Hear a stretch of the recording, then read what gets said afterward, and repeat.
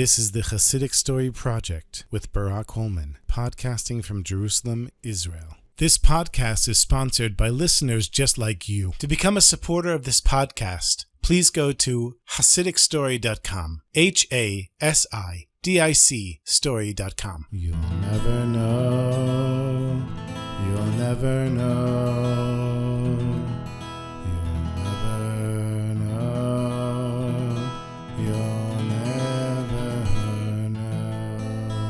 In the town of Nimirov, there was a great Rebbe, the Nimirover Rebbe, who during the time of Slichot, the special prayers, said early in the morning, from the month of Elul until Yom Kippur, the Chassidim of the Nimirover Rebbe liked to say that their Rebbe would go up to heaven during the time of Slichot. Now one day, a Litvak, a Misnagid, someone who didn't believe in the ways of Chassidim, came to the town of Nimirov in the time of Slichot, or Slichas, as they would say back then. And it's early in the morning, and the Chassidim start saying Slichot. Now the Litvak knows that there's a Rebbe here in Nimirov, and he asked the Chassidim, where's the Rebbe?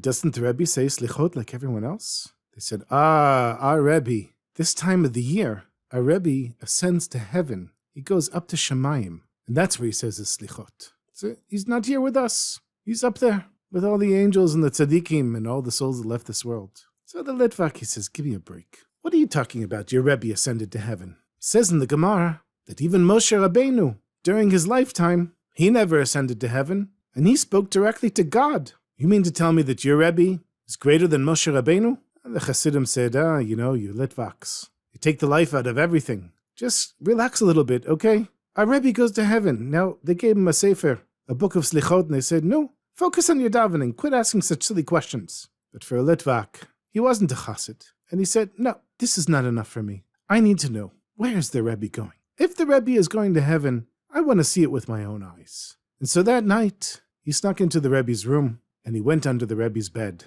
And he waited until the Rebbe would get up so he could follow the Rebbe and see where the Rebbe was going. Now, when this Litvak was laying under the Rebbe's bed, he was, of course, reviewing words of Torah the whole night. He had had a really strong cup of coffee before, and he was well alert. He had no problem staying up, but he could feel something special coming out of the Rebbe. It wasn't a normal thing to lay down under a Rebbe's bed, and he felt a little bit of the fear of God being in that special place. I'm guessing that the Rebbe knew that there was a Litvak sleeping under his bed, but he probably thought, it's good for the Litvak, so it's good enough for me. Very early in the morning, the Rebbe gets up out of bed, washes his hands, says Birkot HaShachar, and then, instead of his normal Rebbe clothes, the Rebbe opens his closet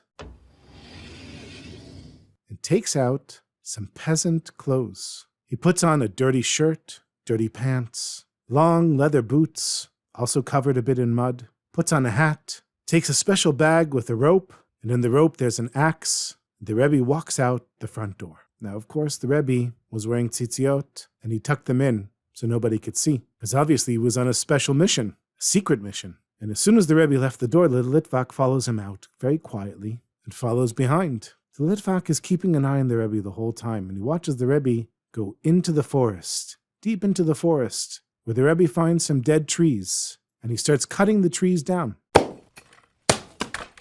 once he cuts the trees down, he chops them into little pieces, ties them up with his rope, and throws it over his shoulder, and starts walking towards a nearby village. At the outskirts of a village is a run-down house. Here in Eretz Yisrael, when it's Rosh Hashanah time, or the time of Slichot, it's still a little bit of summer. A shtickle zoomer, a little bit of summer, still here in Jerusalem. But there, in Ukraine, this time of year, it's getting very cold. It might even snow. In that little rundown house is a very old Jewish woman. Her family lives far away. Her husband died many years before. And for a long time she was able to take care of herself, but at this point she's so old, she has a hard time even getting out of bed. There's no way for her to cut any wood to build a fire and keep herself warm. And so the Rebbe knocks on the door of this woman.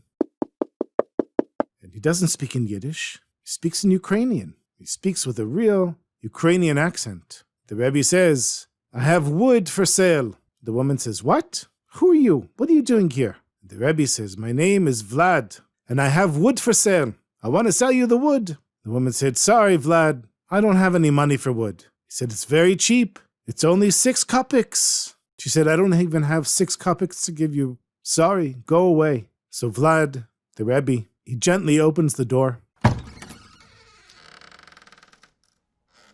and walks in. The woman says, what are you doing here? I told you I can't afford your wood. He said, the wood is very cheap. I'm sure that you can find 6 kopecks to pay for this wood. She said, look, I'm a very poor woman. I'm old. I don't have any money. I don't have anything. I'm freezing. So the Rebbe, he goes over to the fireplace and he stacks up the wood.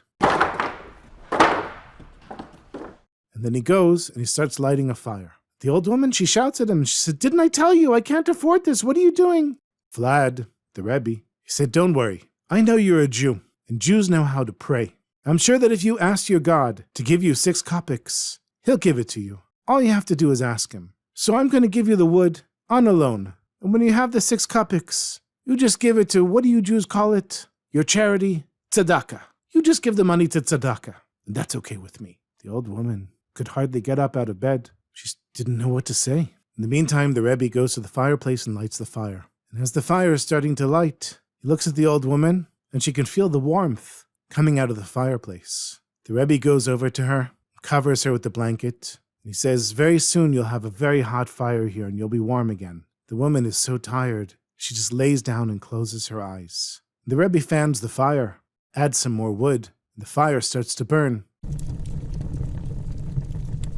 And he looks over at the woman, and he sees that she's resting. The Rebbe takes out a little sefer, a little book of slichot, and he quietly starts saying slichot near the fire. As the fire starts to burn stronger, the Rebbe's voice gets a little stronger. Tears are coming down the Rebbe's face as he's asking Hashem to forgive him for any transgressions that he or his Chassidim did that year. And once the fire is burning nice and strong, the Rebbe puts some water next to the woman's bed. He wishes her quietly in a whisper, L'shana tova masuka. She have a good and sweet year. And Vlad, the lumberjack / Rebbe, walks out of the house. The whole time the Litvak has been watching this, at first from a distance, and then through one of the windows in the old woman's house. After watching this, the Litvak decides to become a Chassid of the Nemirover Rebbe, and he spends the entire year in Nemirov with Chassidim, learning, growing, becoming more of a Jew than he ever was before. In the next year, it's the beginning of the month of Elul,